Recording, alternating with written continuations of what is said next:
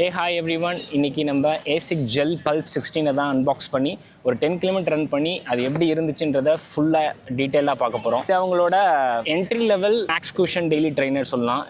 High arch உள்ள அந்த runners and neutral runners இவங்க ரெண்டு பேருக்குமே இது சூட் ஆகும். Entry level max cushion pure gel technology, இதுலேயும் பியோர் ஜெல் டெக்னாலஜி. இதோட ஃபோம் வந்து ஃப்ளைட் ஃபோம். ப்ரீமியம் ஷூஸ்க்கு எல்லாத்துக்குமே அவங்க வந்து they will use flight foam blast plus blast max blast turbo அந்த மாதிரி இருக்கும். மிட் லெவலில் FF that is flight foam.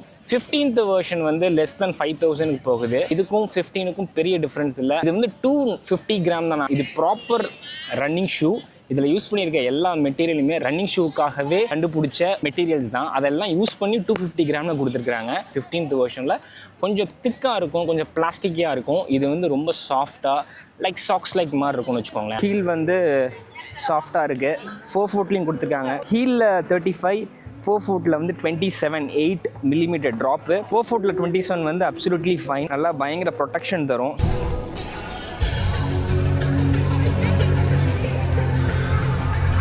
10 kilometre ஓடி முடிச்சிட்டேன். என்னோட ஃபர்ஸ்ட் இம்ப்ரெஷன் இது வந்து நிம்பஸ் பிரதர் தான். லெவல் நிம்பஸாக தான் இந்த ப்ரொஜெக்ட் பண்ணி ரிலீஸ் பண்ணியிருக்காங்க. இந்த ரைடோட ஃபீல்னு பார்த்தீங்கன்னா ஒரு 70% 80% of the right feel of Nimbus இதில் உங்களுக்கு அப்படியே இருக்குது. ஸோ ஹீல் பேடிங் நல்லா திக்காக ஒரு ப்ரீமியம் ஷூவில் இருக்கிற அதே மாதிரி ஒரு திக்கான ஒரு சாஃப்டான ஒரு பேடிங் கொடுத்துருக்குறாங்க.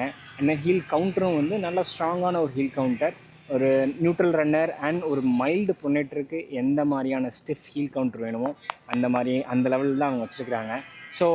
So heel counter and padding நிம்பஸில் இருக்கிற மாதிரியே தான் ஃபீல் ஆகுது. அவங்க பியூட்டிஃபுல்லாக பட்ஜெட் ஃப்ரெண்ட்லி ஷூஸ்லாம் இந்த இடத்துல ஒரு ஹைலைட் கொடுத்துருக்காங்க. ஸோ இது மூலிமா நீங்கள் லேஸ் டைப் பண்ணும்போது அது ரெண்டு பக்கமும் எங்கேயுமே ஸ்லிப் ஆகாது. இல்லை ஒரு குஷனிங் கொடுத்துருக்காங்க. ஸோ அதனால் உங்களுக்கு அந்த லேஸ் டைட்னஸ் இல்லை. என்னோட US 9 இது ட்ரூ டு சைஸ் தான். டோ நெயில் அளவுக்கு எனக்கு டோ பாக்ஸில் ஸ்பேஸ் இருக்குது. ஒரு 10 கிலோமீட்டர்ஸ் வரையும் எனக்கு தெரிஞ்சு பிரச்சனையாக இருக்காது. நீங்கள் அதுக்கு மேலே போகிறீங்க, ஒரு ஹாஃப் மேரத்தான் இதை யூஸ் பண்ணி போகிறீங்கன்னா மேபி ஸ்லைட்டாக உங்களுக்கு இந்த சைடில் வந்து உங்களுக்கு ரப்பிங் சென்சேஷனுக்கு நீங்கள் ஃபீல் பண்ணுவீங்க. ஸ்லோவாக போகும்போது உங்களுக்கு நல்ல ஹை ப்ரொடெக்ஷன், நல்ல ஒரு சாஃப்டான ஃபீல் தரும்.